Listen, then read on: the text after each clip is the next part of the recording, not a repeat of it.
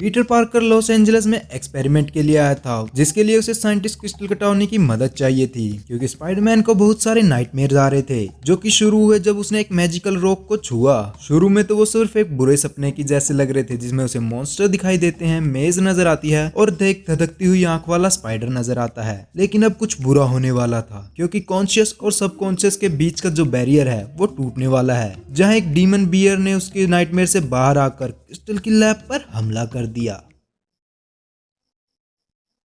तो deadly neighbourhood Spiderman के second episode में आप सभी का स्वागत है। तो स्टार्टिंग में हम देखते हैं क्रिस्टल और उसके ग्रैंडपा को, जो कि उसे कहानी सुना रहे हैं। 20 साल पहले नॉर्थ डकोटा में क्रिस्टल के ग्रैंडपा उसे बताते हैं कि कई साल पहले कोयते और लैक्टोमी कहीं पर जा रहे थे, जो कि एक अजीब से जानवर हैं। उन्हें एक जादुई रोक दिखी, जो कि दिखने में एक ग्रीन मॉस जैसी थी, और उसे देखकर कोयते ने कहा, ये रोक मुझे जादुई लग रही है, मैं इसे अपना ब्लैंकेट दे देती हूँ ताकि इसे ठंड ना लगे। और वो वहाँ से चले जाते हैं। फिर आगे चलकर कोयते और लैक्टोमी एक गुफा में जाते हैं, जहाँ पर कोयतोए कहती है कि मुझे ठंड लग रही है, मुझे मेरा ब्लैंकेट वापस चाहिए। जहाँ फिर वो लैक्टोमी के साथ जाता है और उन्होंने उस रोक को नाम दिया था लाया। जब वो उस रोक के पास पहुँचते हैं तो वो रोक ब्लैंकेट देने से मना कर देती है, इसलिए कोयते लाया से वो ब्लैंकेट छीनकर भाग जाते हैं और लैक्टोमी भी उसके साथ चली जाते हैं। कोयते के इस काम से लाया खुश नहीं था। लाया के पास बहुत सारी पावर्स थी और उसी शक्तियों से उसने कोयते को तबाह कर दिया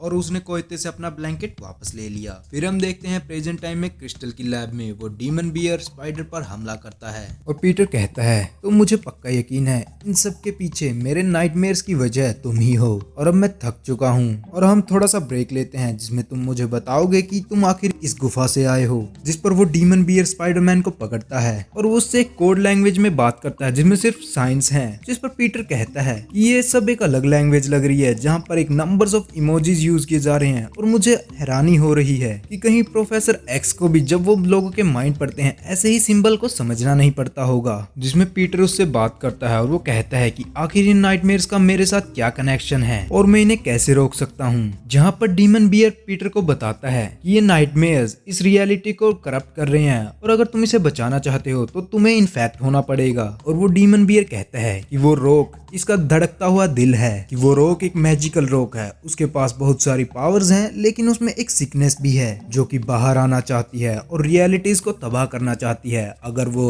तुम्हें तबाह नहीं करेगी तो वो मुझे खा जाएगी। और वो कहता है कि तुम्हें मेज को ढूंढना होगा और इसे खत्म करना होगा और बदले में तुम्हें इन्फेक्ट होना होगा। देन पीटर कहता है कि क्या होगा अगर मैं हार गया, और क्या होगा अगर मैं जीत गया, और क्या हो कि अगर ऐसा कभी हो ही ना। इसके बाद हम पीटर और क्रिस्टल को उनकी लैब में देखते हैं, जहां पीटर क्रिस्टल को बताता है कि सब कुछ जब सही चल रहा हो तभी अचानक एक धमाका होता है और बूम, और सब कुछ बिखर जाता है। देन पीटर कहता है कि हमें एक ब्रेक लेना चाहिए। इसके बाद वो डिनर के लिए वहां से चले जाते हैं। फिर हम देखते हैं उन्हें एक रेस्टोरेंट में। पीटर कहता है कि कुछ होने वाला है, जिस पर क्रिस्टल कहती है कि आखिर क्या होने वाला है, कुछ ऐसा जिसकी हमें उम्मीद नहीं। यही तो सवाल है कि क्या होने वाला है, तुम्हें क्या लगता है दूसरे डायमेंशन के बारे में क्रिस्टल। जिस पर क्रिस्टल कहती है, हाँ मैं एक साइंटिस्ट हूँ और मुझे इनके बारे में काफी कुछ आइडिया है। देन उनके पीछे बैठा शख्स आता है और कहता है, मैं तुम्हें परेशान नहीं करना चाहता, लेकिन कुछ ही देर पहले किसी ने मुझे ये पार्सल दिया था और कहा था कि जो भी पहले एक लड़का और लड़की कंफ्यूज हुए मिलेंगे उन्हें ये पार्सल देना है। जिस पर क्रिस्टल पूछती है, क्या तुम्हें कोई आइडिया है कि तुम्हें ये किसने दिया। जहाँ वो शख्स बताता है, एक आदमी जिसने बेसबॉल कैप पहनी थी, उसका चेहरा आधा ढका हुआ था और काफी अजीब लग रहा था। जिसके बाद पीटर वो पार्सल खोलता है और उस पर एक चिट थी जिस पर लिखा था स्टीयर कॉफी। और जैसे ही पीटर अपनी चम्मच से कॉफी को स्टीयर करता है, वहाँ एक स्पाइरल जैसी शेप बन जाती है और उससे एक बर्ड निकल कर आता है। जिस पर पीटर कहता है, क्रिस्टल क्या तुम इसे देख सकती हो। देन वो दोनों आंखें बंद करते हैं और वो अचानक ही नाइटमेयर डायमेंशन से कनेक्ट हो जाते हैं। क्रिस्टल कहती है, मुझे कोई आइडिया नहीं है कि ये सब क्या हो रहा है। जिस पर पीटर कहता है, तुम क्या कहोगी अगर मैं कहूँ कि हम जागते ही एक डीमन बियर के डायमेंशन में पहुंच जाएंगे। जिस पर क्रिस्टल कहती है, हाँ मैंने कहानियां सुनी थी डीमन बियर और नाइटमेयर्स की, और वो सिर्फ कहानियों में है और क्रिस्टल को वो सब दिखते हैं, कोयते, स्पाइडर्स और डीमन बियर। वो कहती है, ये सब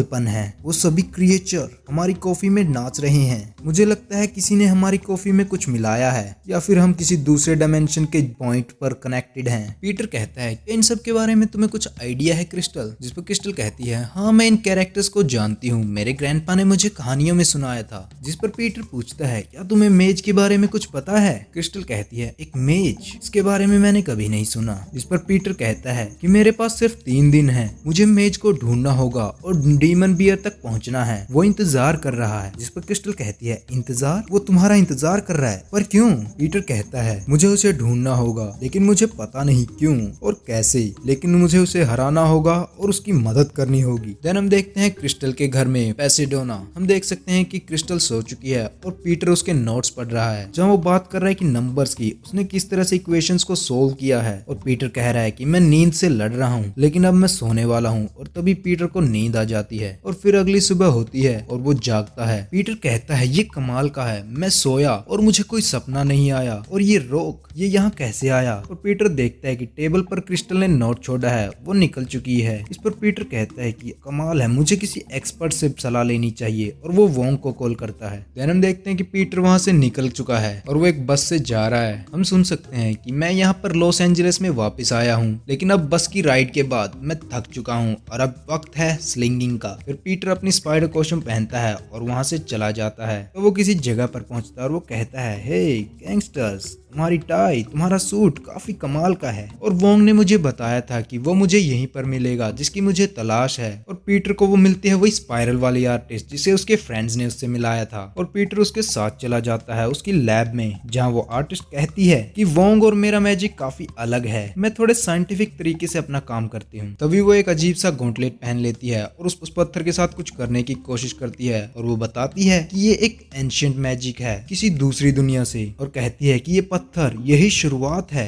और यही अंत भी है और लग रहा है कि ये सब कनेक्टेड है। इस पर नंबर्स बने हुए हैं जो कि स्पाइरल्स पर हैं और स्पाइरल्स एक पॉइंट को डिनोट कर रही है और उस पॉइंट से एक और स्पाइरल शुरू हो रहा है, वो भी दूसरी साइड। और देन देखते ही वो एक अजीब सी जगह पर पहुंच जाते हैं। वो बताती है कि ये रोग दूसरी दुनिया से कनेक्टेड है, किसी तरह का मल्टीवर्स, इसके पास सभी तरह की नॉलेज है दूसरी दुनिया की और ऐसा लग रहा है कि ये उस दुनिया का सबसे छोटा परमाणु है जिससे कि ये दुनिया बनी हुई है। और इस रोग में एक सिकनेस है जो आजाद होना चाहती है। और तभी वो आर्टिस्ट उस रोग को स्पाइडर की चेस्ट की तरफ करती है और तभी स्पाइडरमैन को कुछ होने लगता है। फिर हम देखते हैं वो रियलिटी में आ गए और वो आर्टिस्ट बेहोश हो चुकी है।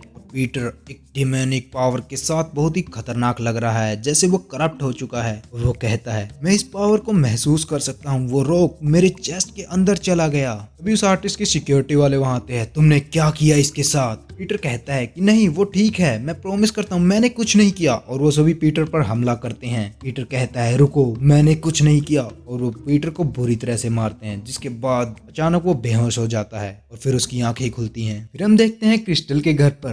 क्रिस्टल वहीं सो रही है और पीटर नींद से जागता है और वो कहता है कि जैसा कि उस डीमन बियर ने कहा था ये सब एक सपना है। इसके बाद वो रैंडी को कॉल लगाता है और कहता है कि क्या तुम यहीं पर हो? और तभी पीटर अपनी चेस्ट पर देखता है और उसके चेस्ट पर अजीब सा निशान बना हुआ है। और यहीं पर डेडली नेबरहुड स्पाइडरमैन का दूसरा एपिसोड खत्म हो जाता है। आखिर पीटर के ड्रीम्स उसे किस तरफ ले जाएंगे, पीटर के साथ क्या चल रहा है, जानने के लिए देखना होगा 3rd एपिसोड। तो मिलते हैं नेक्स्ट एपिसोड में।